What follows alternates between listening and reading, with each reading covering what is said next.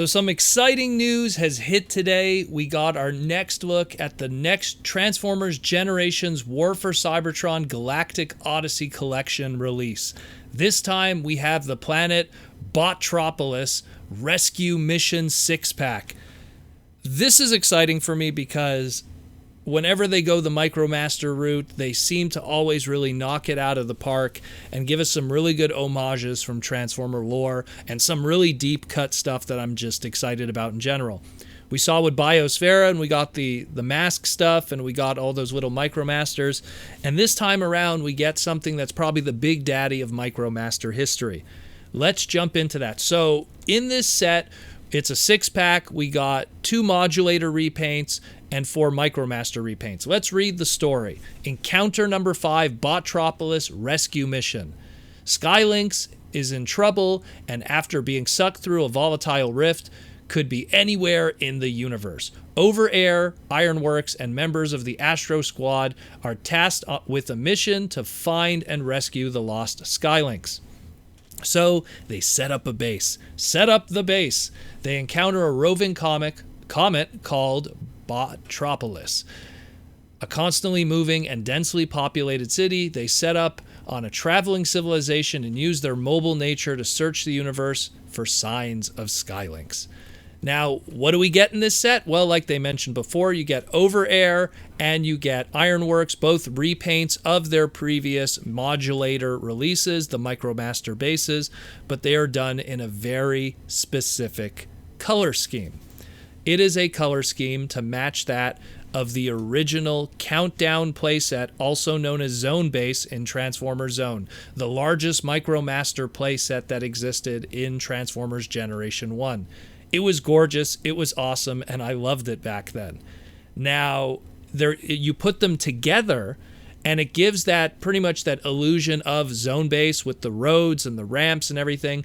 And then when you add one of these spaceship that are included with it, you get the full product. But let's get into those MicroMasters and one of them that makes the spaceship. There's something even special going on here. So we'll start with the less interesting of the bunch, and that's the spaceship team, the Astro Squad members.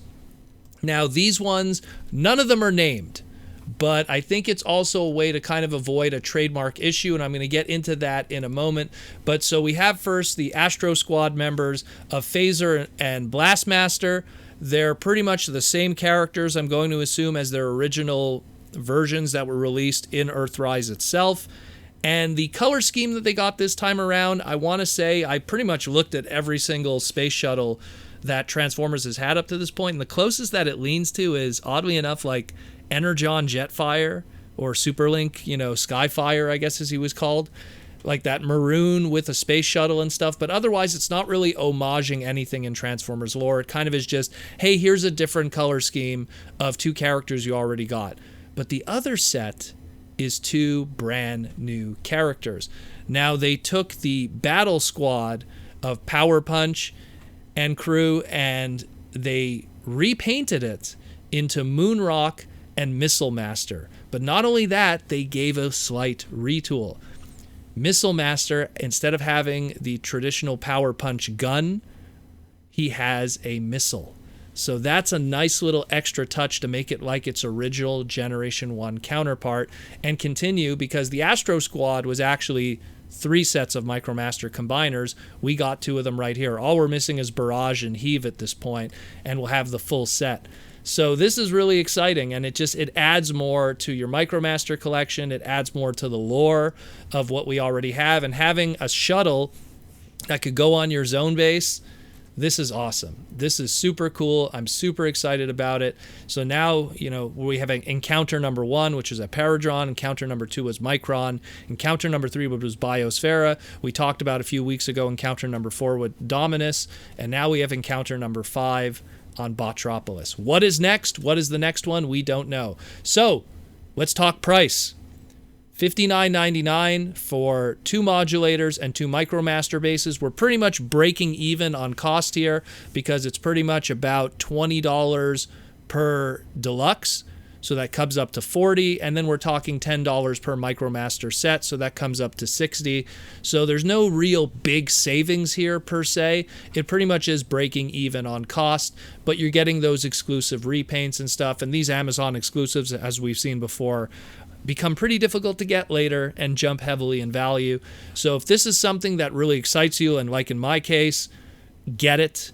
This is iconic. This is probably as close as we're going to get to the countdown zone base in Transformers. A while back, Hasbro had the countdown trademark. They put it on a Cybertron Red Alert repaint, and it was about as close as we got to countdown, pretty much. It was that universe repaint. So now we got something that's more legitimate to its ties, to its origins. In this one, looks really cool. Expected ship out date will be February 15th of next year, 2021. This is great stuff. Canadian retail is $85. So if it's $85 Canadian, which again, if you really break it down, how much does it cost for deluxes measured against how much does it cost for MicroMasters, you're also kind of in that same wheelhouse. So this is exciting stuff. I'm very happy about this. This is pre-order day one for me. My MicroMaster boys are very happy. And of course, because we have so many of those other MicroMaster characters from Siege and stuff, you're really building that zone-based collection and having everyone here. And you could pretty much reenact Transformers Zone, the OVA. This is great.